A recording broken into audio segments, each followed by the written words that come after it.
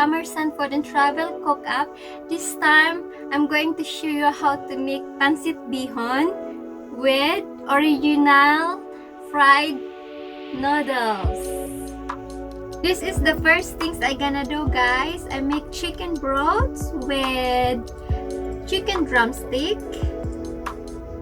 stuck cubes chicken, and add some pepper and salt.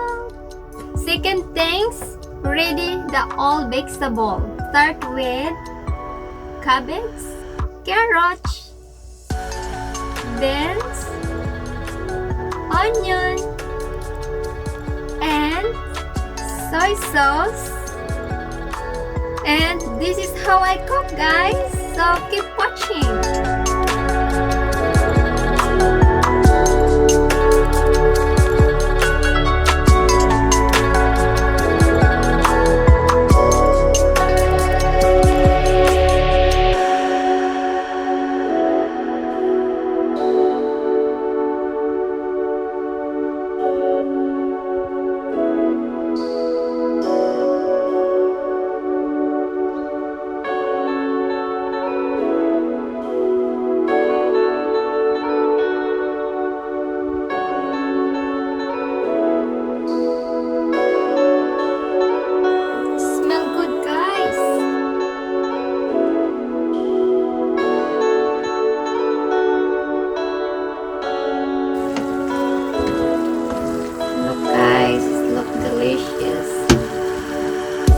I'm gonna add the chicken.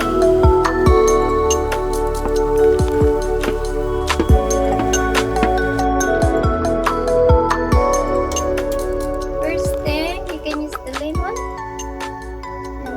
and spread around.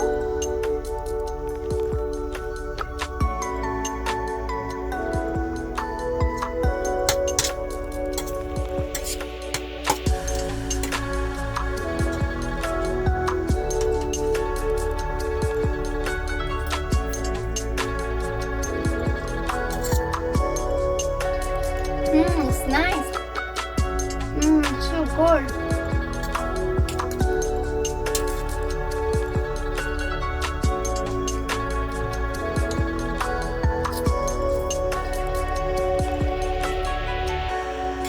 I wish I can share with you all.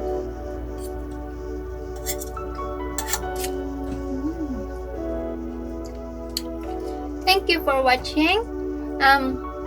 Please comment and like and subscribe.